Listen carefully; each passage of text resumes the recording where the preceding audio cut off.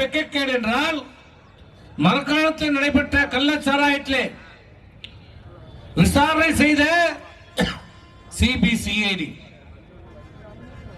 எதேடு இந்த முதலமைச்சர் சொல்வார், சிபிசிஐடி விசாரணை செய்கிறார்கள். அந்த மரணத்தை விசாரிப்பதற்கு சிபிசிஐடி விசாரணை செய்யப்பட்டது. அந்த சிபிசிஐடி விசாரணையுடைய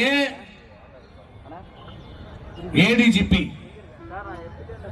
2 கடிதங்களை மரக்காணம் கள்ளச்சாராய சாவை குறித்து விசாரித்த சிபிசிஐடி ஏடிஜிபி 2 கடிதங்களை டிஜிபிக்கு எழுதுகிறார்.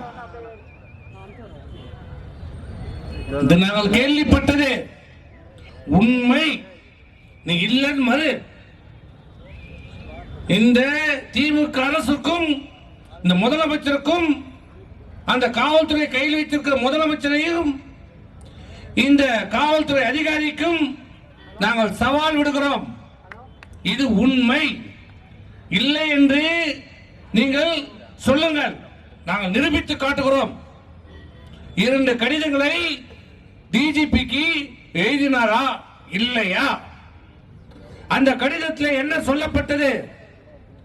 மரக்காணத்தில் நடைபெற்ற கள்ளச்சாராய சாவு மெத்தனால் எத்தனால் கலந்ததால் ஏற்பட்ட கள்ளச்சாராய சாவு. தமிழகத்திலே மெத்தனால் தங்கு தடையின்றி கிடைக்கிறது.